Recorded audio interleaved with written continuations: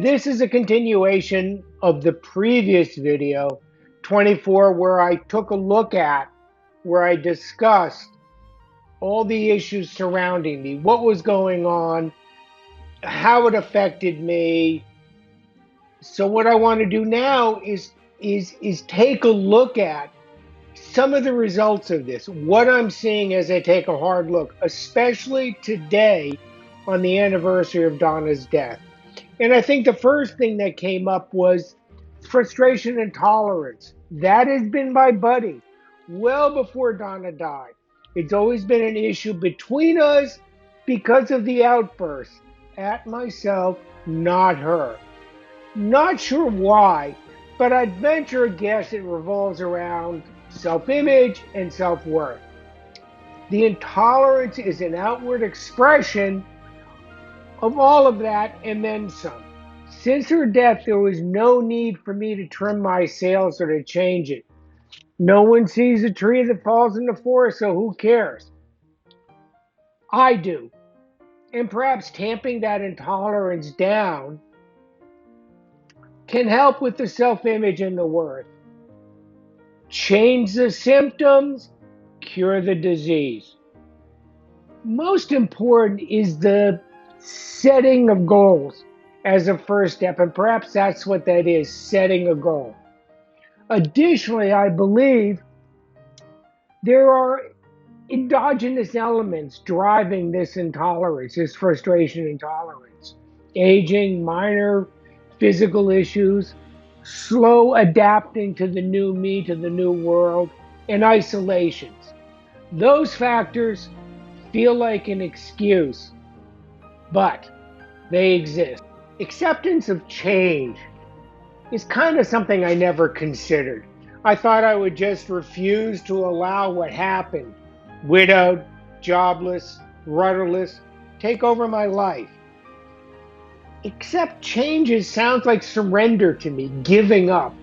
I thought I was supposed to rage against the darkness, not roll over, play dead, and bed rot.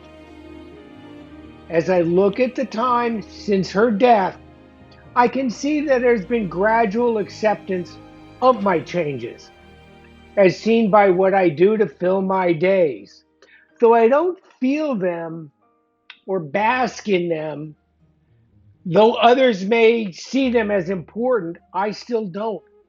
I hold on to what was and not what is.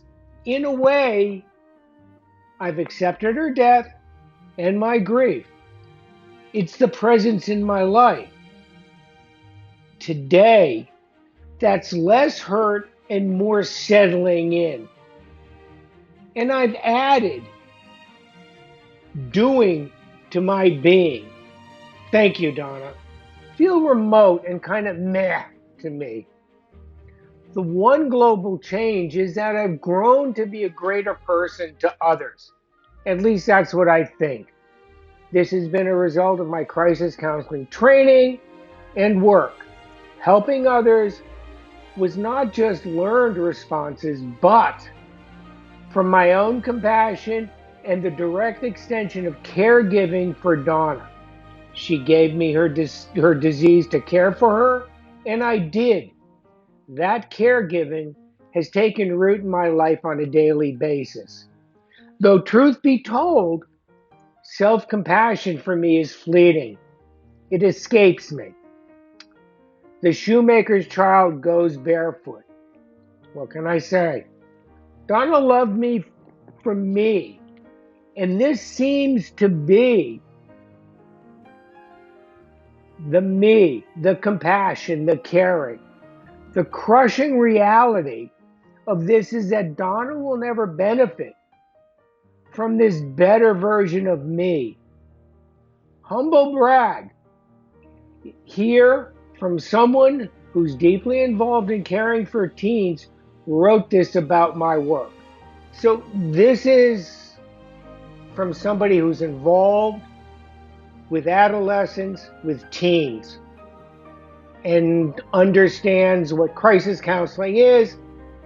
They're a professional, so I hardly measure up. But what they said about my work or what I do kind of struck me as something I don't see, something that goes by me like, oh, anybody can do this, but maybe not. And again, this fits back into taking a look at myself, seeing myself in another light. So let me read this quote. Again, it's a humble brag. I'd like to I'd like to start by saying how incredibly I'm impressed I am by the life-saving work you have done. These teens are so lucky to have you during the most vulnerable hours. We need more true, good humans like you, especially for the teens who are struggling so much right now. I cannot imagine the things you've heard or the conversations you've had. That was very kind of her to write. I think it speaks to what I don't see. And I think it gives me pause to say, well, maybe I am doing something valuable. I am adjusting.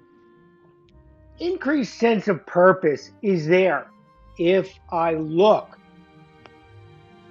It's there in many manifestations and activity. The reality for me is I tend to fall into this trap. Comparison is the thief of joy.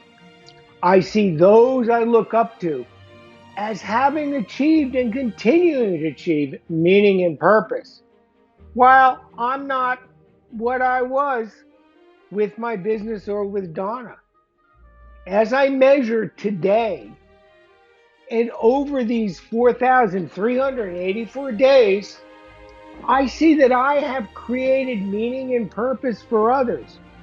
Volunteering at hospice, 9/11 Tribute Museum docent, a volunteer crisis counselor, a volunteer with a suicide prevention organization, and with friends. That's meaningful and purposeful. But I have not embraced it as something I did or do as having value. It's just putty I use to fill the hole in my life that's called boredom. I need to reframe that perhaps. That right there is a soft pink underbelly of my imposter and my self perception. I'm not what I hope to be, and I project. Yet all those things have been done for years, and to be exact, 4,384 days. I guess that is my open intellectual validation that I need to embrace. Donna loved me, for my ability to self-start, to do, and to work hard at it. Me denying that I'm doing all of this is me denying her. I just need to see it, accept it as valid, even if it is done in the dark and unseen by anyone else. It is a validation of me for me. The list of goals identified by the neuropsych, are here. I'll go through them again. Better self-perception of self, feeling productive and connected as a method of intellectual validation. View the future within shifted perspective, limited external reinforcements, falling short, increased flexibility, insight into perspectives and ways to make changes.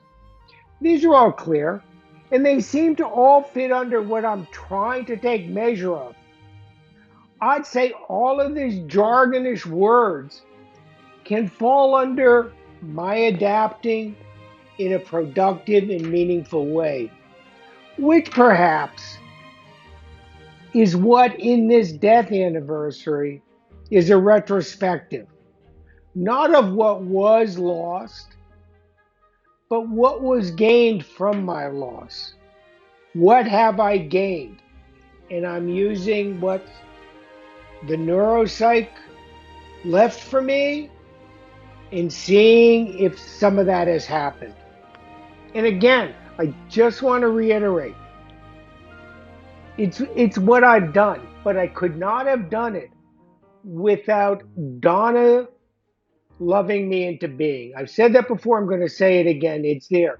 But also missing from this screen are other humans. There are a bunch who surrounded me after Donna's death, stayed with me. I know they are there for me. I want to be me for them if need be. Keeps me from sharing if I'm taking care of them. I've been a chatty guy, much to Donna's, what the heck. She's always questioned my quantity over quality with human connections. Since her death, I've uncovered some tight, close, trusting friends. A long-term friend sharing their humanity deeply. A real trust exists and grows. Another friend who has drawn me into his family as an extension of it. It's so much more than I can ever imagine, and that sometimes I feel worthy of. A great man with an amazing family who accepts me for me. I work hard to be equal to what he is offering and giving from his heart and his home to return to them and to return to others. So that's part of my adjusting, my connecting with others, my being and allowing them to embrace me. There are two friends from my volunteering, a real surprise, since volunteering in general is not an environment that is perfect for building lasting, meaningful connections. Volunteering is a bit transactional in its nature, and it's made up of a broad swath of humans. Ferreting out valued connections is an exercise, but a few were made. Two stand out for the depth and meaning and measuring that is bidirectional. The next video will address this in great detail, but for now, let me talk about these two.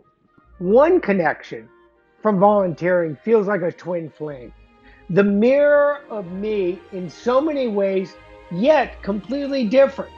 Our connection was forged through the struggle with our work as a volunteer and a supervisor.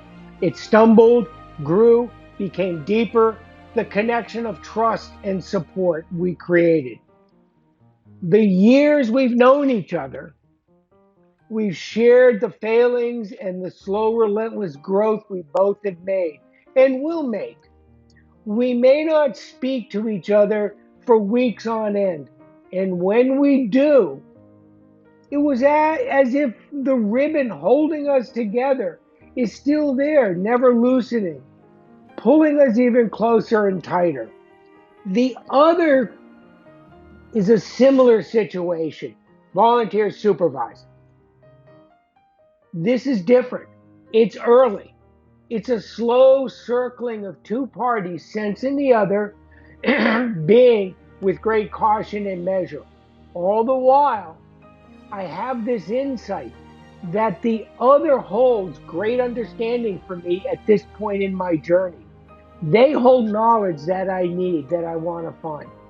As I spoke about the sense of presence with Judy Comer in an earlier video, I feel the same presence here. A connection that is one where knowledge will be exchanged. A quiet strength of being that is refreshing.